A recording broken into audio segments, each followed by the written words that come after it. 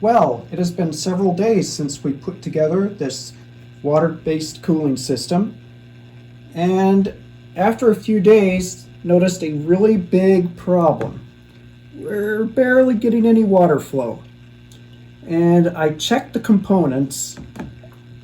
I took the CPU out of the loop, and the radiator by itself doesn't have any blockage. The CPU block by itself doesn't have any blockage, although over time the CPU block does show a decrease in flow, and I think that's related to the jet plate inside and is normal.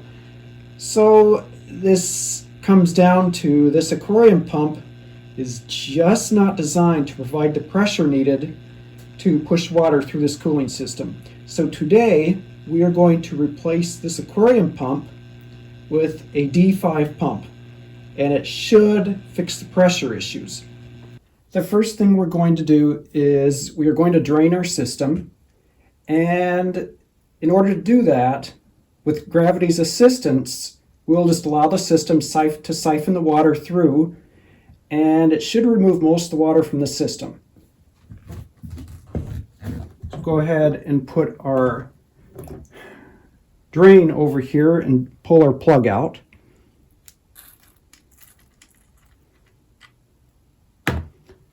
And also we'll disconnect it from the pump, and it should begin siphoning out. And if we hold this higher, hopefully we siphon out. Looks like it needs a little bit of help. Let's pull this off. This looks like a blockage.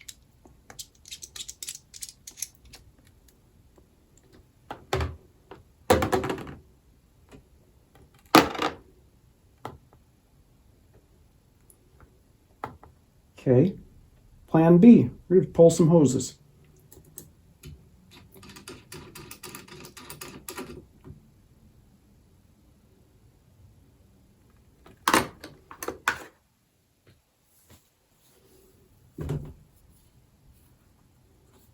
Now there's still water in that water block. Hopefully we don't damage anything.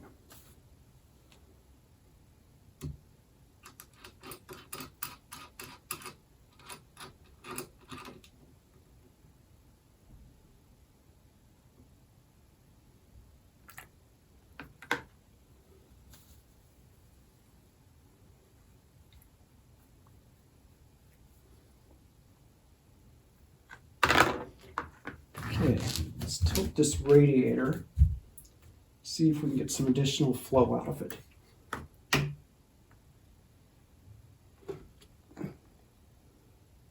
Appears most of the water is siphoned out.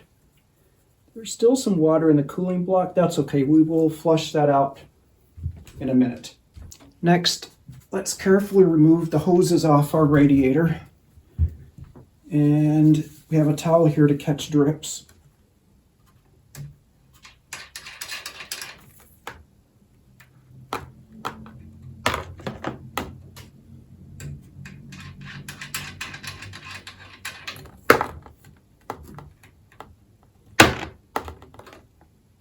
Okay, looks like for the most part, we've got most of the water out of the system. So we can go ahead and proceed with swapping out our pump. The first question I think everyone is going to have is, why did you choose a pump with so low water flow? Okay, let me turn this pump on and I'll show you. It has plenty of water flow. It just doesn't seem to have the pressure. So as you see,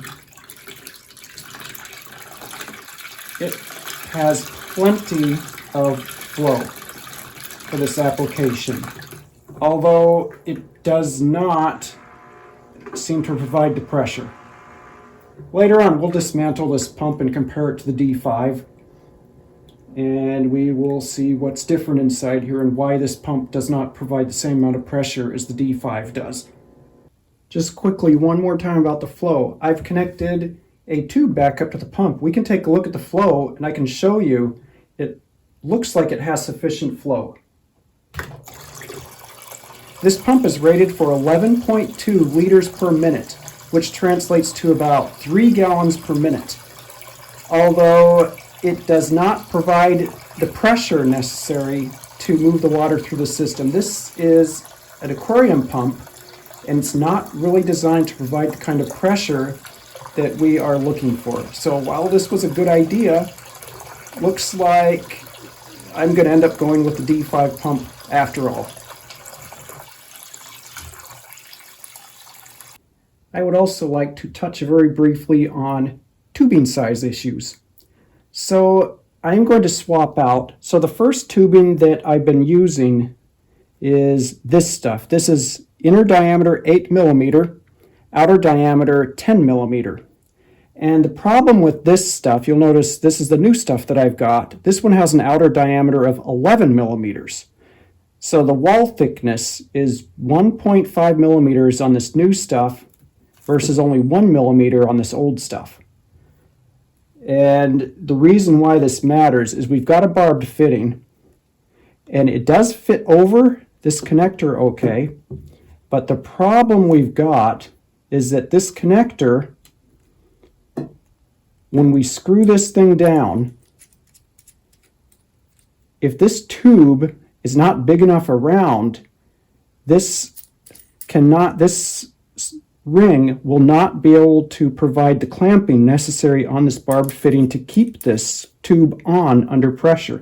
So if you look, I've got this screwed all the way down, and you can notice I can pull this thing out pretty easily. So this is concerning.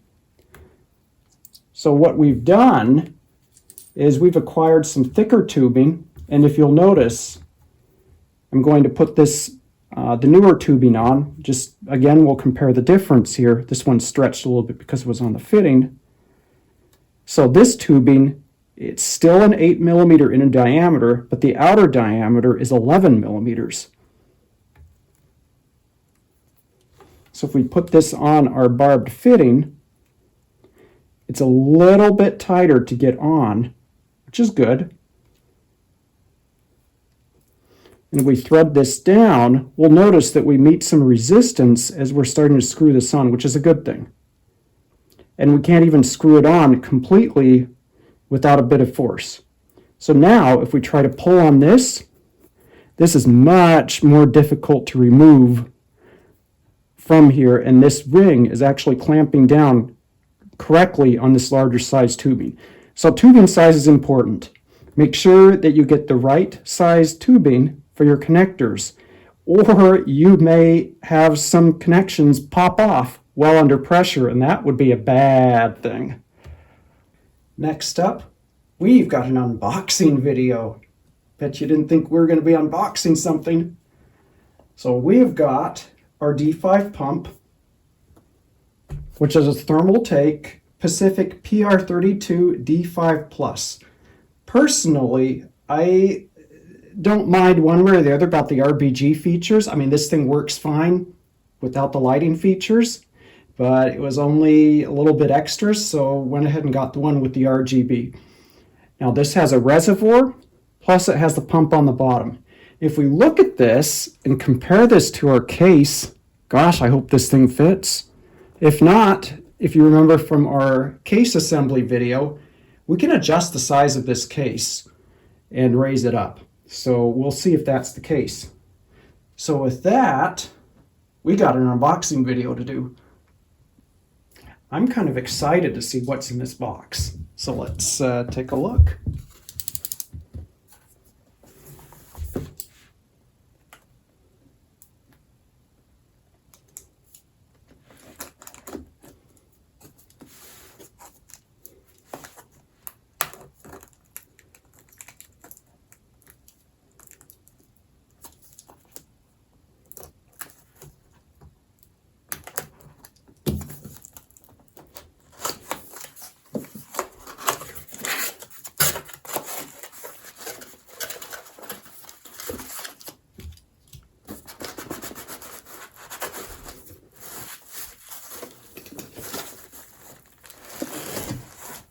Wow, this is definitely well packed.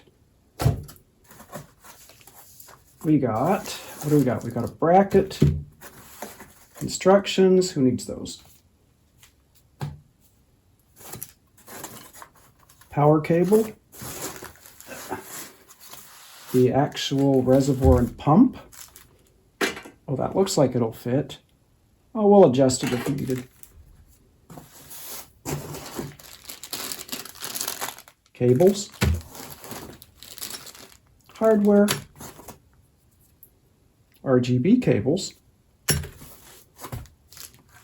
All right, there we have it. First thing I'm going to do before we dig into this, I'd like to compare the pump inside here with the aquarium pump. So I will grab the aquarium pump and be right back. Let's take a look at the differences on the insides. Now this aquarium pump runs off 100 or 120 volts depending on where you live. This ThermalTake, this thing runs off 12 volts. So I would think this pump would have a little more oomph in it, but let's take a look and see. So we've got the output here. I think we can leave that in. So there's an input filter on this. And, ooh, I wasn't expecting that. There's some hair in there.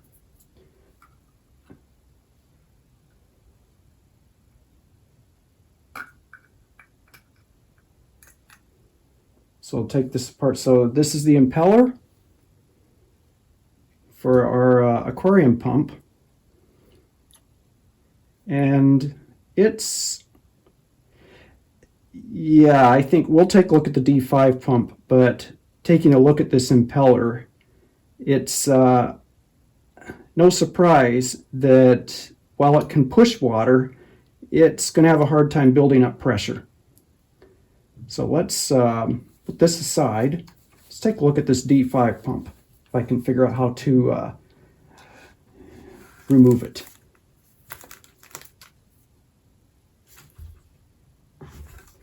Looks like we need to remove this bracket on the bottom. I will be back with the screwdriver. Okay, back with some screwdrivers. Should have prepared these in advance. So let's clear some table space. That aside.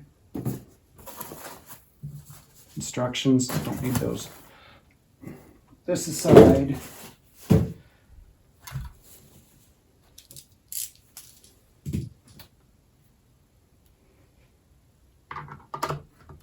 And let's remove our bottom bracket.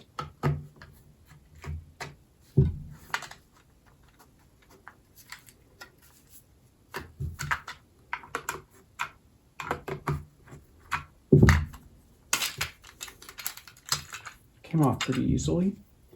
Now I think this is just threaded. So give this thing a twist. Ooh, came right out.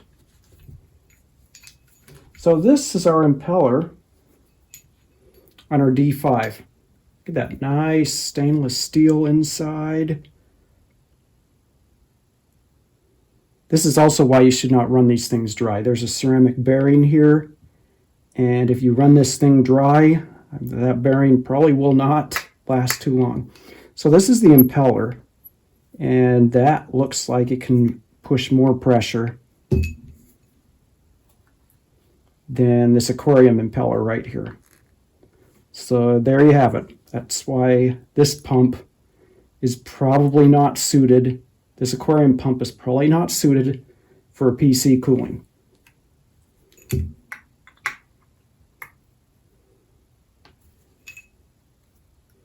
Now you'll notice I opted for the 5-speed version.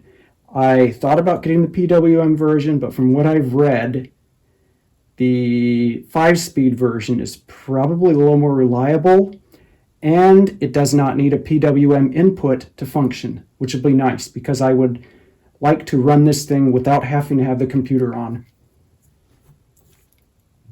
Looks like we have a seal, and you'll notice this is our actual pump, which is magnetically coupled with the impeller, which is nice. No seals to leak. We have a seal, the pump, and this threaded ring to hold it all together. All right, let's say we fill this thing up with some water and see how much flow we get through this D5 pump. Okay, time to test our new D5 pump. Let's see if the pump pumps and how much it pumps. So it is currently set on, is that 2 or 5? We'll find out later. So for this, found a power supply so that we can power the pump. And I've got a board that you can use to power up a power supply without actually having it plugged into a computer. Now you can just short 2 pins if you want, but why not just use this board? So we're going to connect this board into our power supply. And just to see if the power supply works, let's give the power supply some power.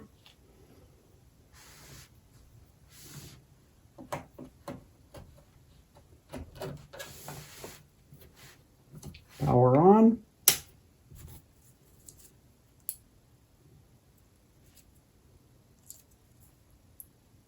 Supposedly it's supposed to turn on. Maybe we need the switch.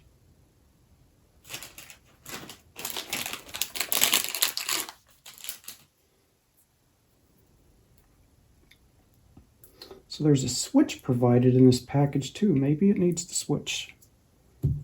Yeah, I think that's what it is. So let's put the switch in. See if it works then.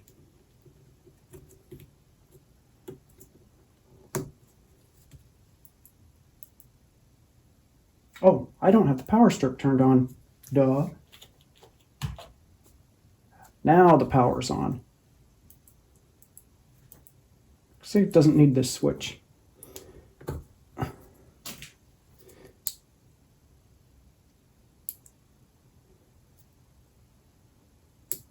this is an old Antec supply that I bought a while ago. It had a problem one day and a resistor burned up inside it. So I repaired it, but it's still a little bit glitchy. So I had to shelve it and get a new power supply. But it's still good for testing this pump. I don't see why not. So now we do want to make sure we have water in this before we actually power it up. So I'm going to connect it, but let's not power it up yet. Okay, it does have power. We need to plumb in. I'm going to use a section of this new tubing that I've got. So we'll cut a sufficient length, comfortable length.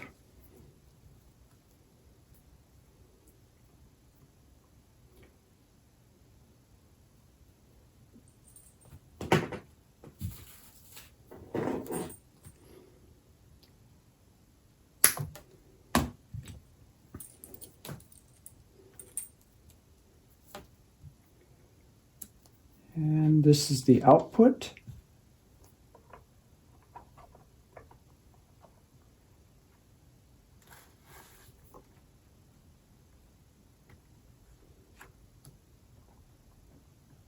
Make sure that I'm not cross-threading anything.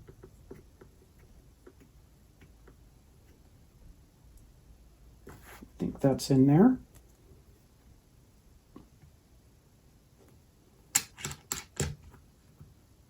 Snug that up. We'll remove the top. Now the top here, I want to be able to see the water flow. So let's remove both these fittings.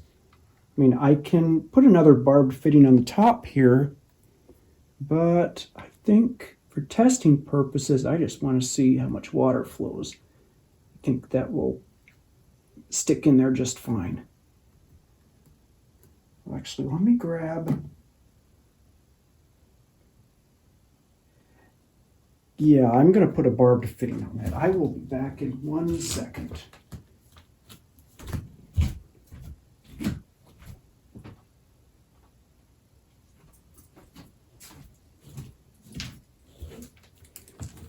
Okay, I've got a barbed fitting, and it looks like, I mean, one is supposed to be the fill port. You know what? I wonder if we would just unscrew this top. Oh, we could test it without the top. There's our LED strip. You wondered how this thing had RGB? That's it.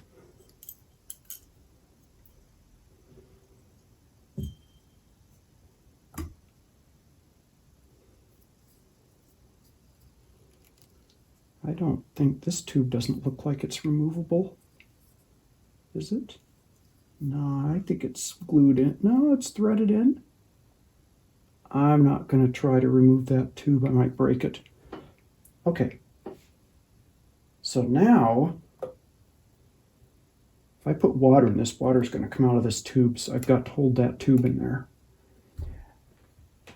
I've actually acquired distilled water. I did not have distilled water last time. It is not easy to come by here. I had to get it off Amazon. I actually ordered a 20-liter box of distilled water. But now I've got it. So hopefully we're sealed up. Put some distilled water in here.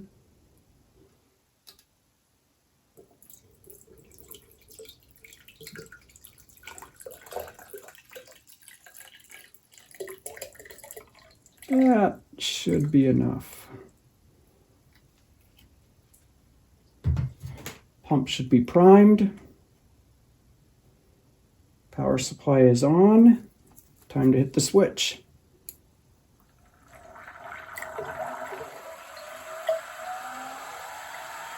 And that is a D5 pump. I'm curious what kind of pressure we get.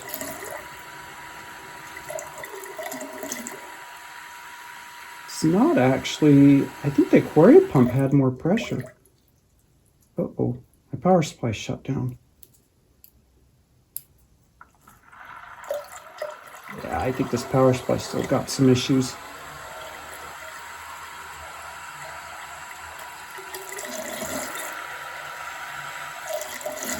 I think this D5 pump is set on 2. But we got water flow. This pump is actually more quiet than the aquarium pump. Alright, I think that is sufficient testing. I hate to waste this distilled water. I will put this distilled water, I'll drain it back into my container. And we can figure out how to mount this in our case.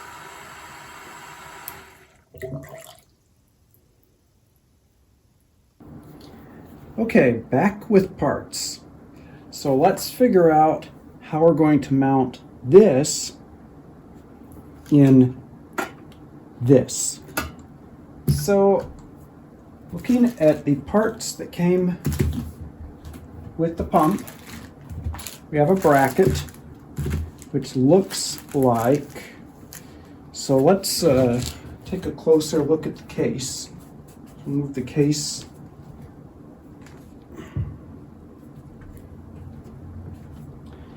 And it looks like, ideally, we would like to mount the pump about here. And looking at our mounting options with the pump, we've got a bracket and we've got some hardware. So it looks like these holes on the bottom of here, normally I think this is set up to mount here and mount on a fan at a place where you would mount a fan. But in our case, it looks like these holes line up with our case where we would normally mount the fan. So it looks like we can mount that, see, either this way or this way. So we have some options. We can mount it like this, or like this. If we mount it like this, these left holes don't look like they're going to line up. If we mount it this way, we can either mount it like this, which means our back holes will line up, but our front holes will not. So we can mount it like this or like this. Decisions, decisions. So if we mount it like this, there's this ugly gap here. I'm going to say let's mount it like this. So it looks like we will put, let's see, looks like we will mount this in here and then put this bracket on here. So since we can pull this pump out, let's unscrew this guy and pull our pump out and put the pump back in after we finish our mounting bracket.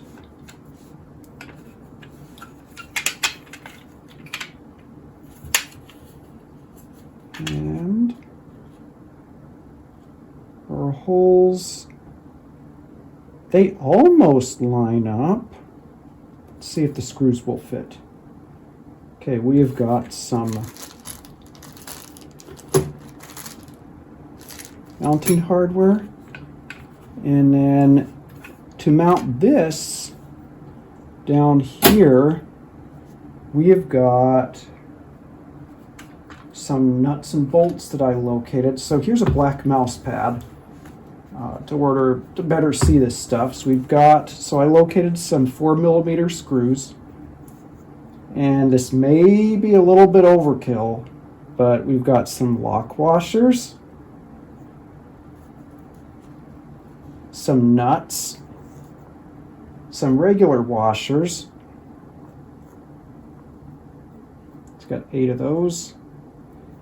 And to protect the black finish, we've got these nylon washers to go in between the screws and the black finish so that we don't scratch it. This may be a little bit overkill, but it will look nice.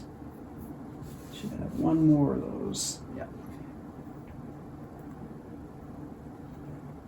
So there's our mounting hardware to mount the bracket to the bottom of the case, and hopefully if this works out, we can mount this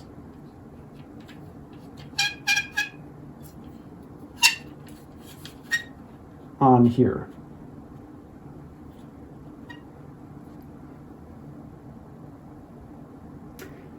All right. After hunting around for some screws, so here is the problem. So this plate, I would like to use it like this and then mount this down here. The problem is these holes do not line up with these holes. So I have to figure out what purpose do these holes have if they don't line up with this plate. So if we look, hopefully we can see that. So we have 2 options. Since these don't line up, one, we can drill the holes out, and I would rather not mess up this nice plate, or we can use smaller screws. So I located some 3mm screws, and if I put these 3mm screws in, hey look, they fit. So again, this is probably overkill, but we've got the screws, we've got a metal washer, a nylon washer to protect this nice metallic plate, and then we will have these 2 things in between. We'll have this plate and this plastic mounting assembly. Then we have another metallic washer, a lock washer, and a nut. So this should make everything nice and pretty. So start off with our metal washer, nylon washer, feed it through the hole. Metallic washer, which didn't go on. This is not working out.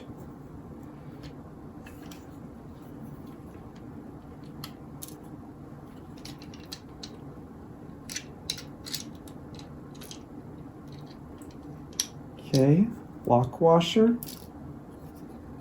That doesn't want to get on either. Okay, lock washer's on and nut. This might be challenging because my driver, I don't think my driver has lost the lock washer.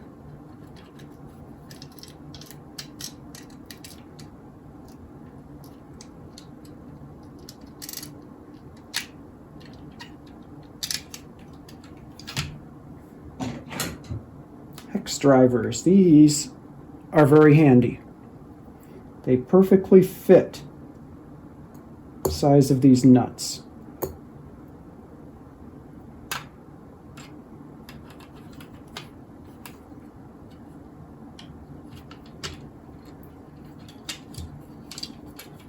Now, if I'm lucky, I can thread that nut on.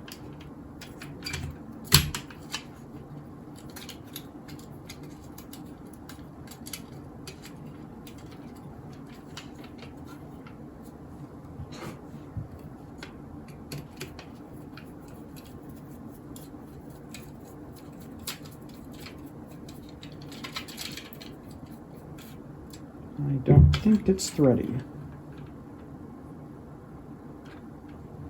No, it is threaded. All right, nut's threaded.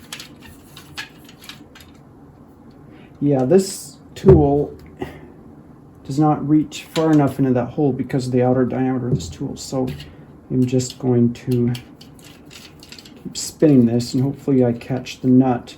I'm able to get it down, get some tightness on it.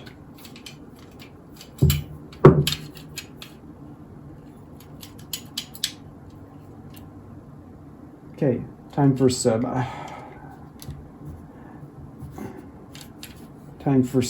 to try something else. Oh. Got some small screwdrivers here. Maybe I can jam the nut while I thread it in.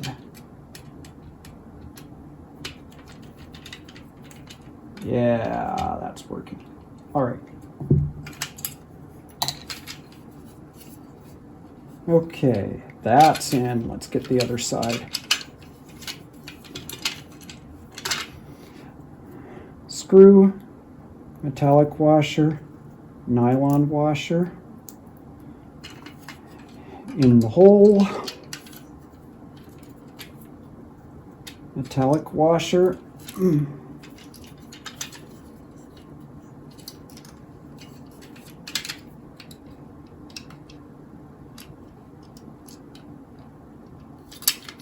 And lock washer.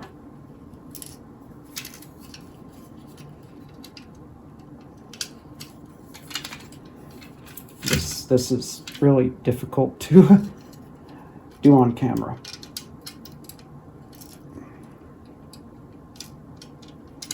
All right, screws all lined up. Nut time. Get our nut.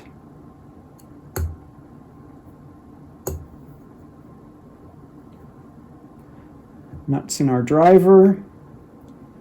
Put that in the hole, and hopefully the nut will drop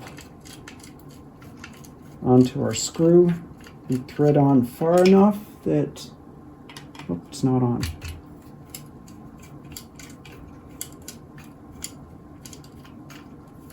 If we can get enough threads to catch.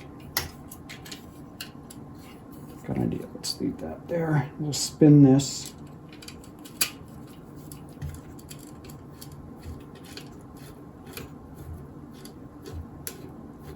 Hopefully we get that nut to thread on. Oh, not threaded on. To jam it with the screwdriver. And all we're doing is we're pushing up against one of the sides of this nut. to kind of jam it and then tighten the screw.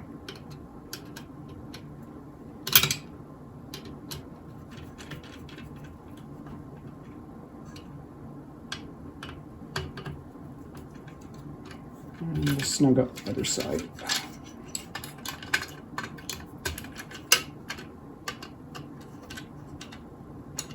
Okay, great. Time to mount it into our case. So let's clean up a little bit, put these away. We will not do these anymore. And I have another size socket. This is a 7. Is this a 7? This is a 7mm socket to match these 4mm nuts.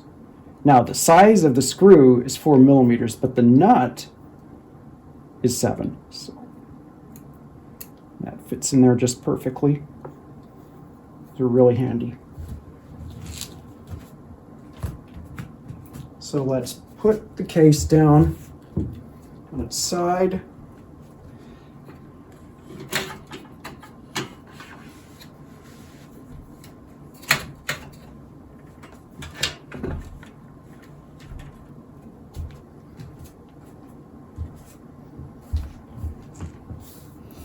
Kind of same deal, but we're going to go from the bottom. So this, if we go from the top, these the part sticking out of this screw after we nut it off is going to stick out of the bottom and scratch our table. So we're going to go from the bottom and bolt this guy in. So same idea. Screw, metal washer, nylon washer, through the hole, another nylon washer to protect our metallic surface, bracket,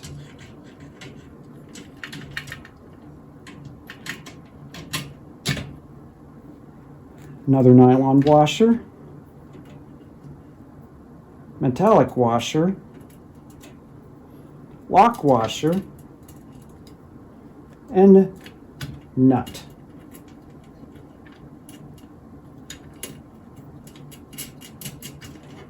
I will do the other 4 and be right back. Okay, before we move on, I think a little more explanation to the reasoning behind the washer madness. So we've got these nylon washers and we've got these metallic washers.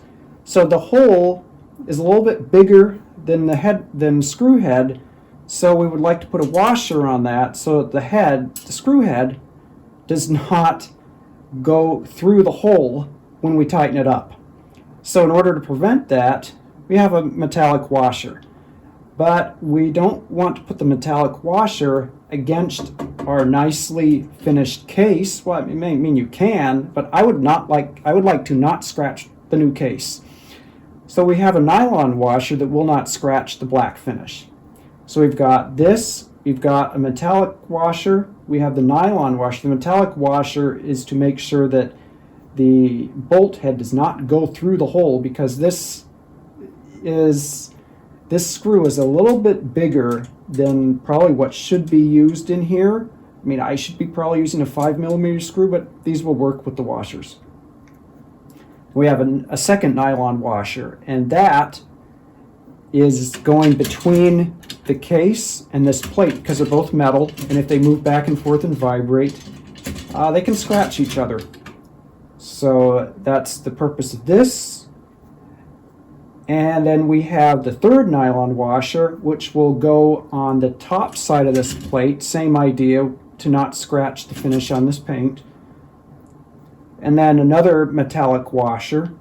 The reason for this metallic washer, same idea. We don't want the nut to go through the hole, but also this nylon washer, we want to protect the nylon washer from this lock washer. See this lock washer? It's got a sharp edge on it, and it's designed to put tension on the screw to prevent vibrations from backing the nut off. So we're going to put this lock washer on so that we can snug the nut down and it won't come off by itself. That way we don't have to tighten these things down so tight. So that is the explanation there. So I will put this fourth one in and be right back. Okay, got all four of these nuts in. You notice this thing, we have a little bit of play in here. So we can kind of decide, do we want to put it more this way or more this way? So I am going to provide, I think, better for the cables, although the power switch is going to be a little bit harder to reach. Let me put it over here. So I think, well, we can play with this later. Let's go ahead and put it here.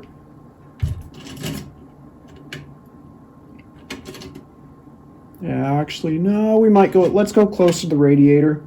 So let's go ahead and lock it down here. So we'll just snug up these screws.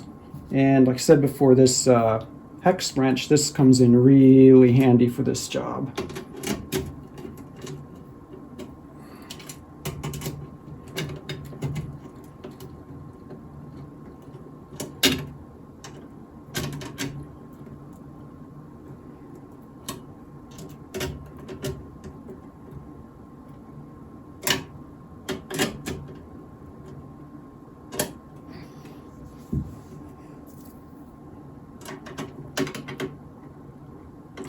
Now I'm not really tightening these down a lot because it's not necessary. We've got a lock washer, we've got nylon washers. We do not need to tighten these down super tight. Just enough to hold them, have them stay put.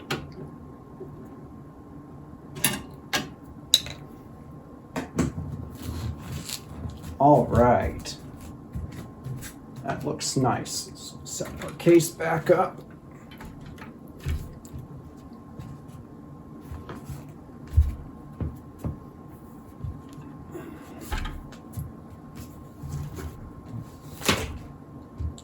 And we've got to feed our power through. Ooh, I hope I didn't make a mistake and not leave enough space to get the power through.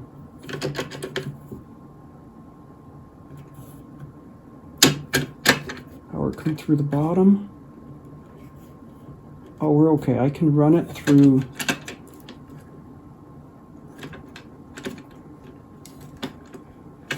Here. All right, I think I'm okay. We can run the power through the bottom.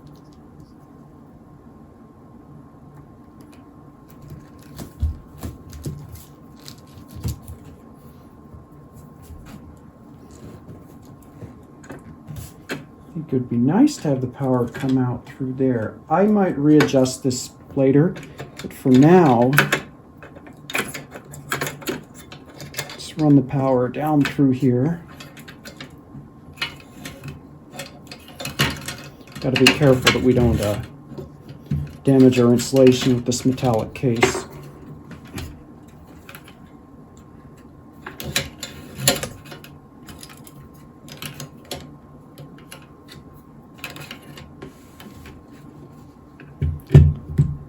And then we'll route the power up through this hole. Yeah, this red and black wire is a little tacky, so I think, yeah, we'll fix that later.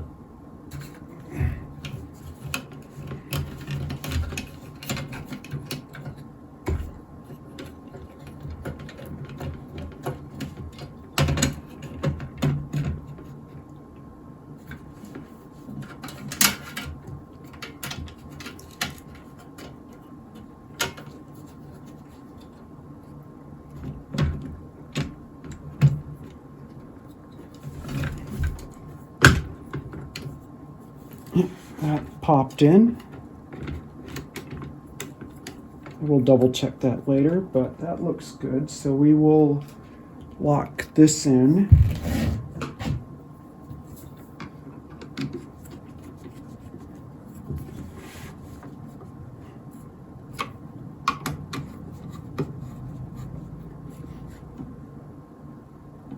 That looks really nice. So we've got our top where the water will come back in. So it looks like we just need to plumb things up. Got the output of the pump that will go to the CPU. The input to the CPU has to go to here because this is where the jet plate is. And this is the output. So this is the in, this is the out. I mean, looking at this water block, maybe some people will say it's better to rotate it 90 degrees and have the water come from the bottom and come out the top. I'm not sure about that. We'll just run it and see if all the air gets flushed through and all the air bubbles come out. If it fills up, if it does, then we're probably okay. Otherwise, we will take a look at that again. So we're going to use the thicker tubing. And see, this was the piece that I cut to test the pump. So I think we will leave this piece. This is a nice sized piece. So let's, I think I'm going to cut some new pieces. I want to make sure that this is nice and flat. So we'll trim this guy. There he looks, that's a nice clean cut.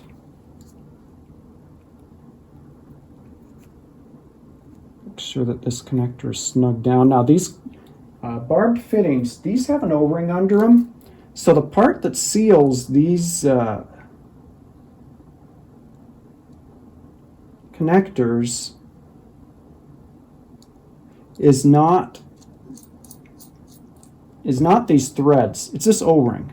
So you don't need to wrench these things down. These are straight threads. They will not get tighter if you wrench it down. You're only going to damage the threads on what you're threading them into.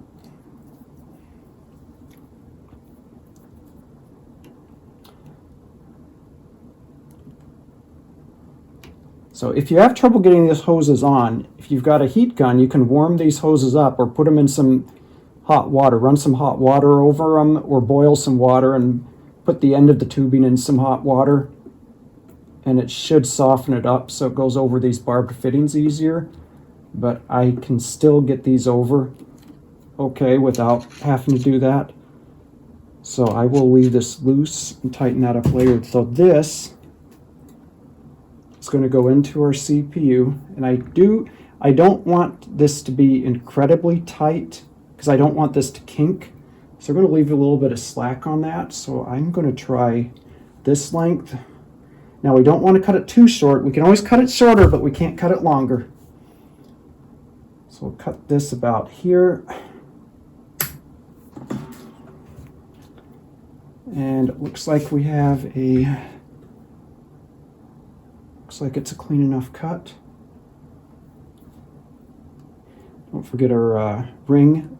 You'll have to take this back off if you forget this ring. And these can be fun to get off.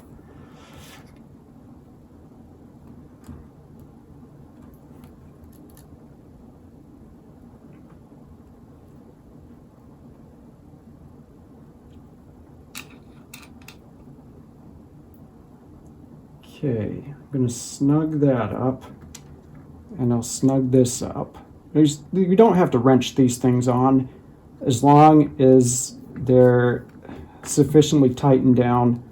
The hose isn't going to pop off. There's not an incredible amount of pressure in this. I mean, you can buy those pressure test kits, which I may actually buy. I don't have one, but I'm thinking about it. Okay, next we need to connect the radiator, which is going to go from the output of our block. I will be back with the other ring adapter, with the other rings.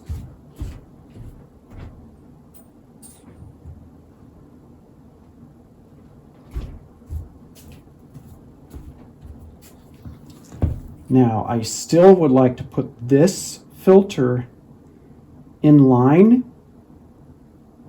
Oh, there's one important thing I forgot. If I leave this like this, and this is what a lot of people probably forget, how are you going to drain this system when you want to drain it and flush it? It's going to cause a mess because the only way to get the water out is either siphon it out by sticking a hose tube down here or pulling this thing off and putting a towel under it to catch the drips while you connect another hose. So we're going to put a ball valve on the bottom. So I did acquire a ball valve. This thing was a little expensive, but I was more confident using this and knowing the metal in here versus getting something that may cause issues with corrosion later on, because you have to be a little bit careful on, from what I've read, there is no aluminum in this. The radiator is copper. If you mix aluminum and copper, you're going to get some corrosion as the metal circulates.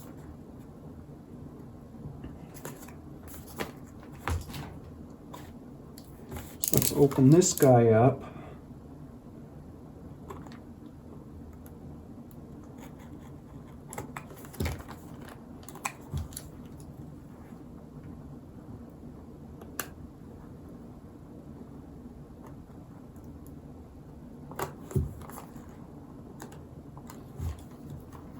For the money this thing cost, I hope it's nice.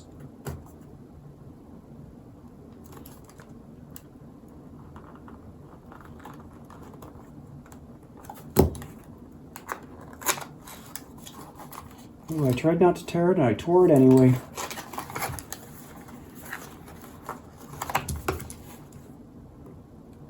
I tried really hard not to tear the box. Ooh, it's even packaged in foam. That's a cool looking ball valve. Like it. It is a little difficult to turn. Okay. Actually, it's easier once you turned it once. Okay.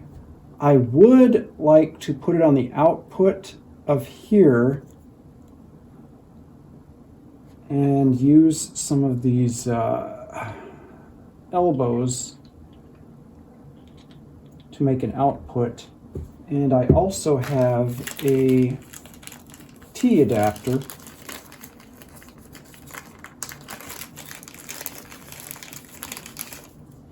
And I think this is an EK part. It was expensive, but I like it, it's nice.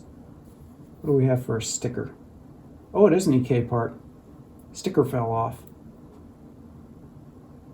Or it wasn't stuck on and I need to stick it on.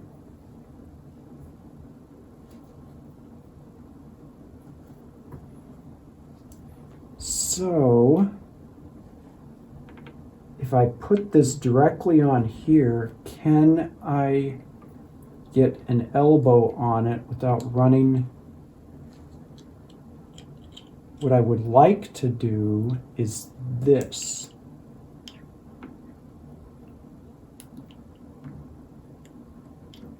The question is, should I do that or this? I think I'm going to go with this. This valve doesn't have an orientation that's important.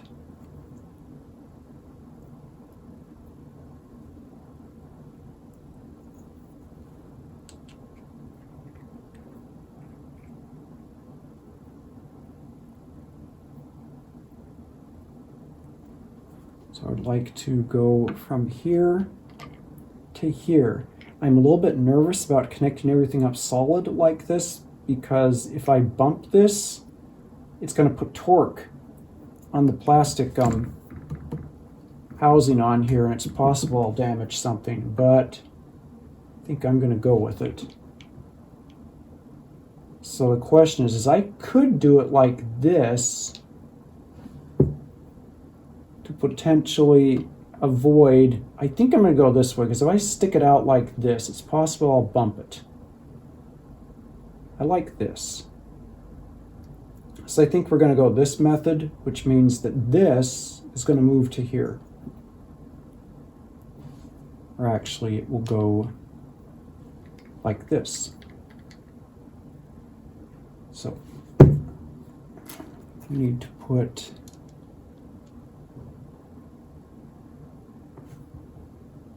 wonder why that. Okay.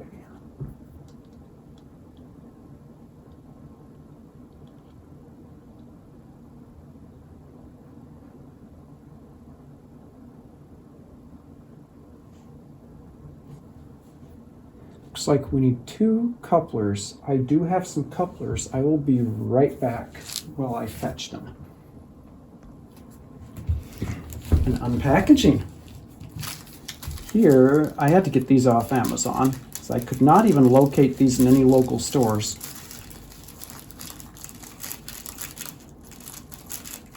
Off Amazon, directly from China. Hopefully they are what I ordered.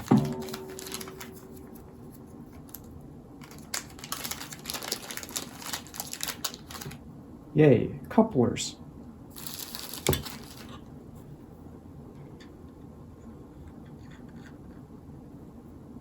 Put a coupler on here. Coupler on here.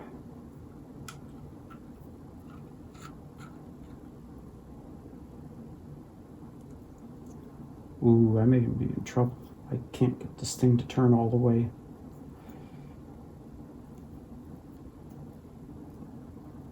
Try the other side, I guess.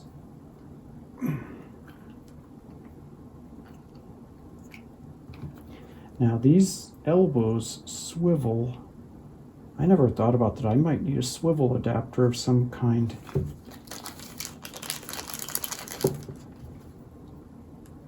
I know these elbows have a swivel in them, so I may be stuck putting another elbow in here just for the swivel. Or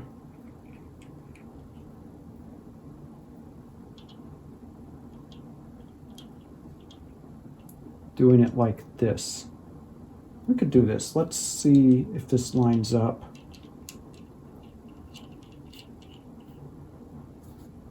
I may have to get some swivels. That's not lining up the way I like. It looks like I may have to fix this later. Well, I mean, if we did this, we did it like this.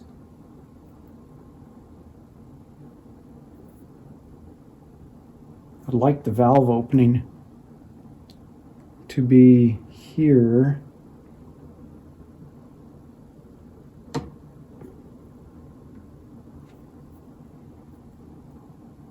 Looks like I will have to get a swivel part later.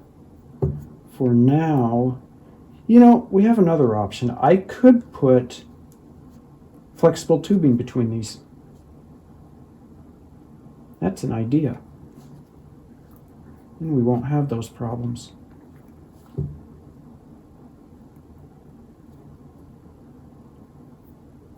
Okay, so we're going to have this guy here. Oh, now I screwed this thing on and I can't get it off.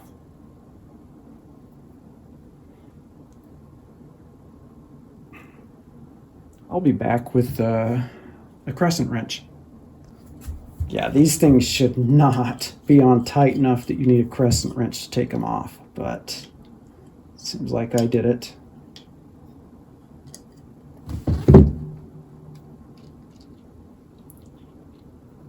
Seal looks okay, didn't damage that. Okay, so we'd like, so looks like this is coming off. You know, we have another option. We could, wonder if I'll go with that. We could just use flexible tubing, and then I have all the swivel I need to position everything the way I like. That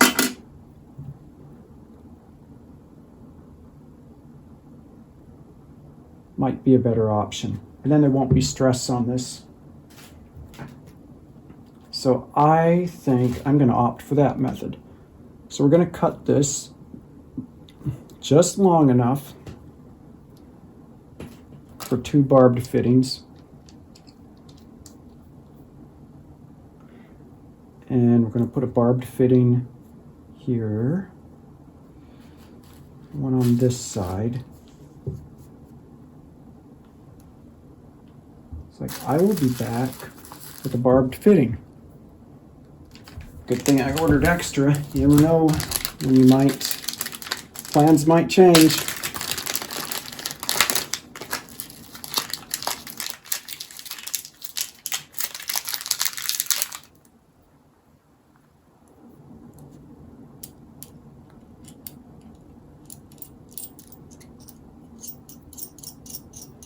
Now, more connections mean more possibilities for leaks, but we'll check everything out. Now,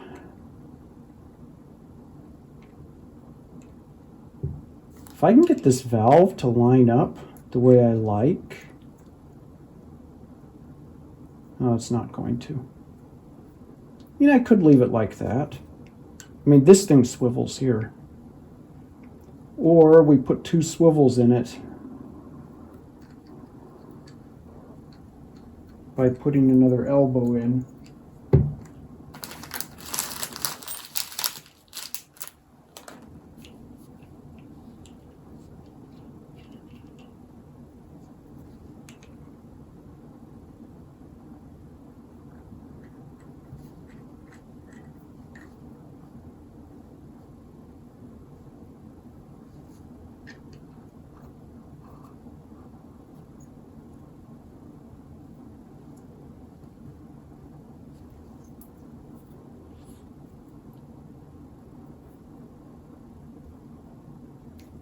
You know what?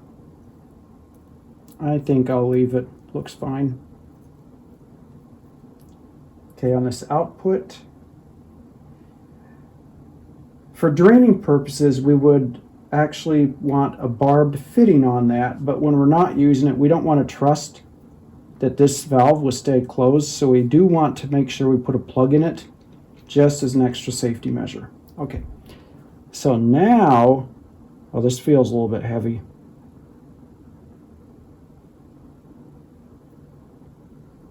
But I would rather prefer to have it like this, where the water can flow straight through versus having an elbow pointing down. So let's plumb this up and we'll see what we think. So this is that small section that we used to test our D5, or this pump with. So we're going to clean up the end here. Make sure that that's nice and clean. Could be better.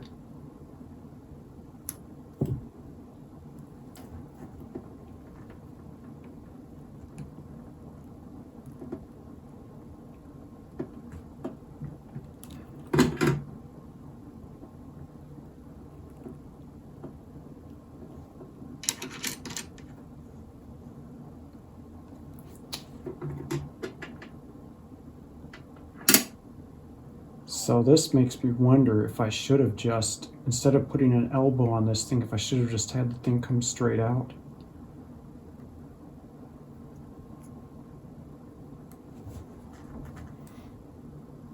Depends if I can get the connector to, the threads to cooperate with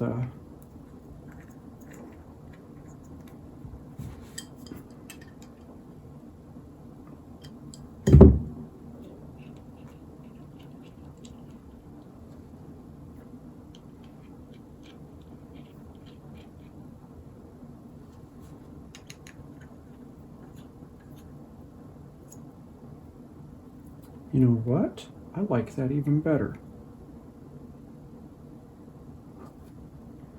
Then we will put our swivel on the bottom. Actually, I don't like that better because this is lower than this lip.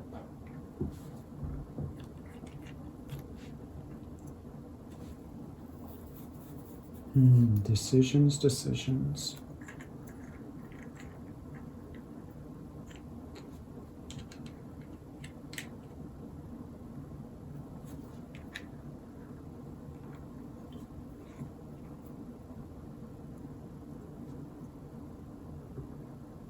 Yeah, it looks like I'm going to have to get some swivel connectors. I did not think of that.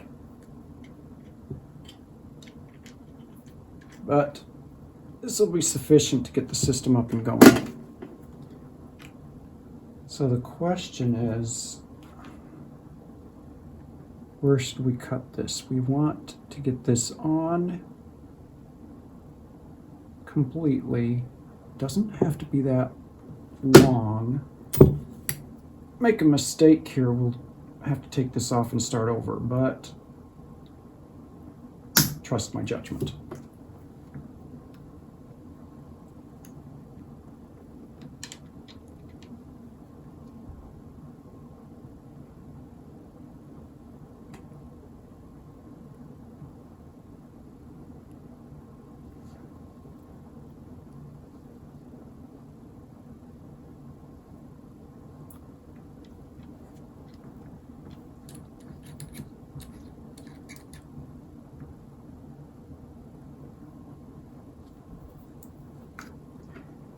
Yeah, I don't know. I don't like how that thing sags down, but we'll address that later. I mean, it's not coming off. These, with this thicker tubing, these connectors are fairly secure.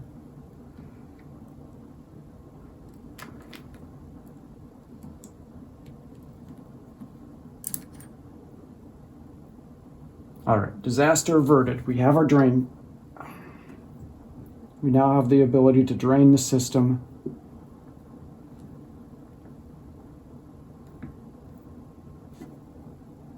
Okay, the output of this guy is going to go up to our radiator.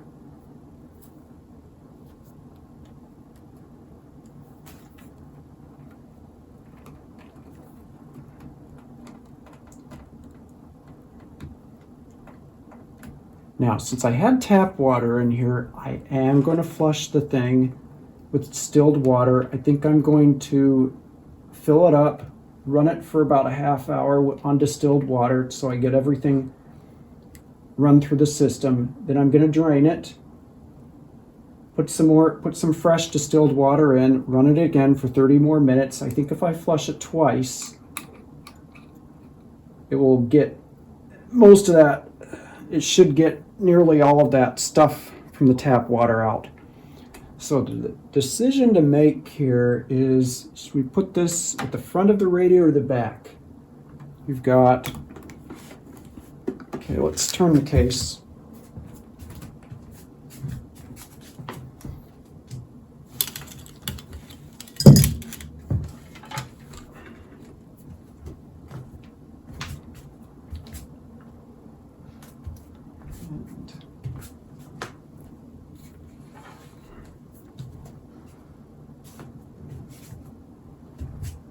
You readjust the camera.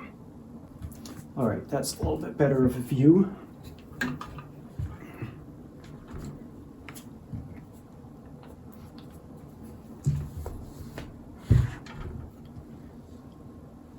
Okay, so our radiator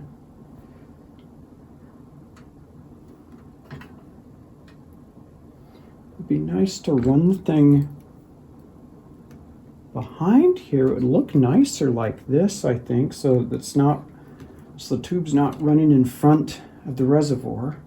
I mean, since we are doing flexible tubing,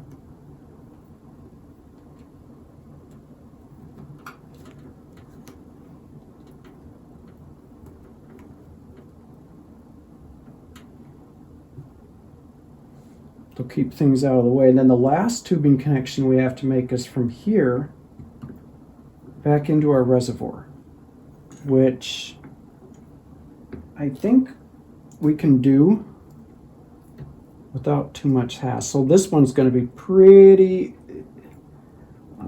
there's not going to be a lot of slack on this last one. So let's finish up our radiator.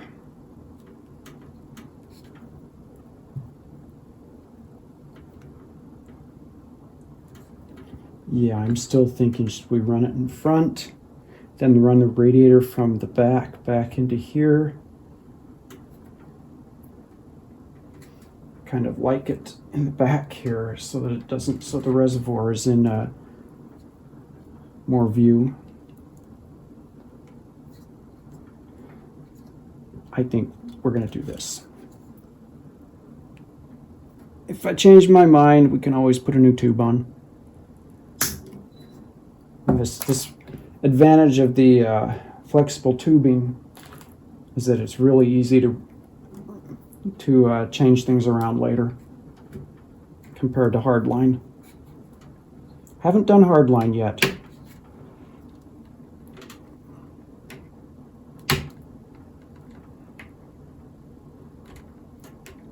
This one does not want to cooperate.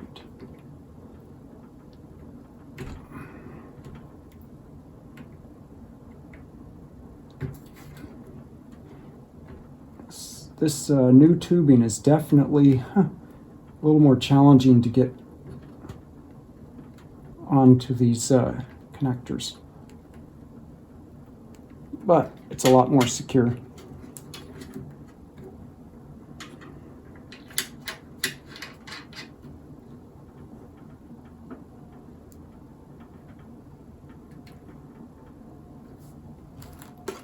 In our last section,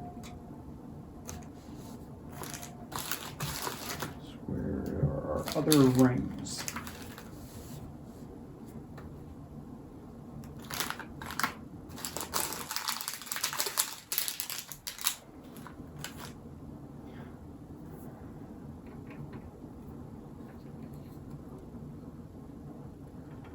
The last section will be from here down to there. Looks like I'm missing the locking ring.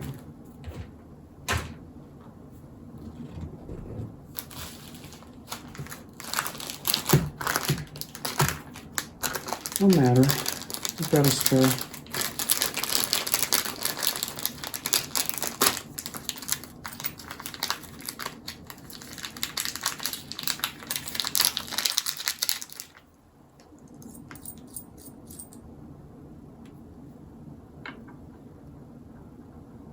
Okay, there are two connections. Really, in all honesty, it does not really matter which connection you choose.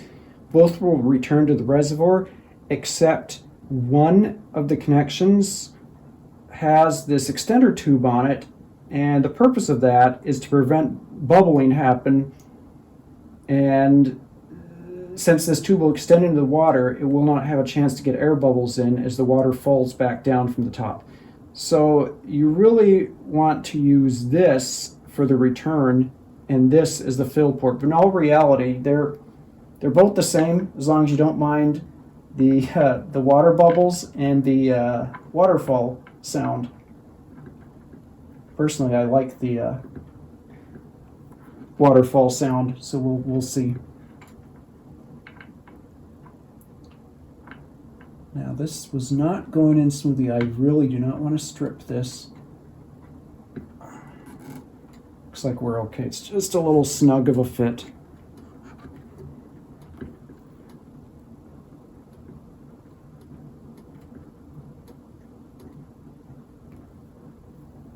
Okay. And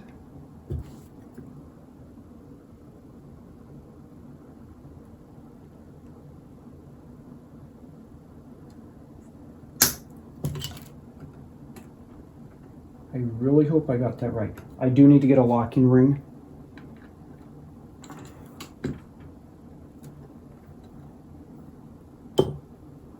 Now this tubing does have a natural bend in it from the way it was shipped to the store on the reel. So keeping that in mind, you'll notice it's naturally curvy.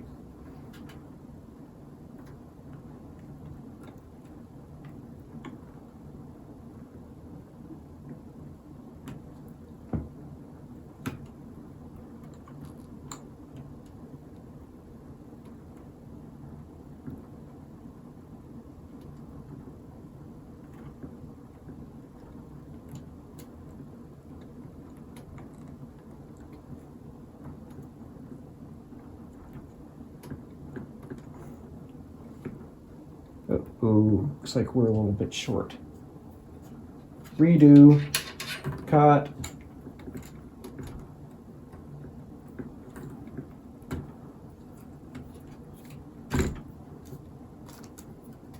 All right, we're gonna try this. Round 2.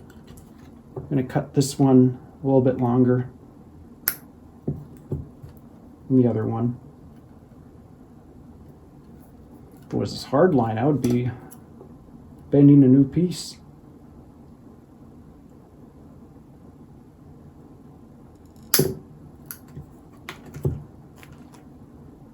This one is slightly longer than the other one.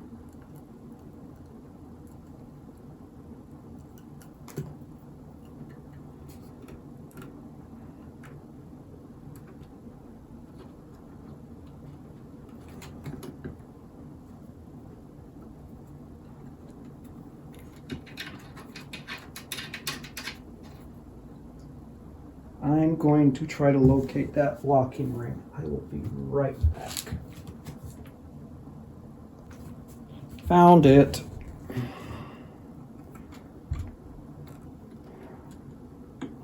This is a tight fit.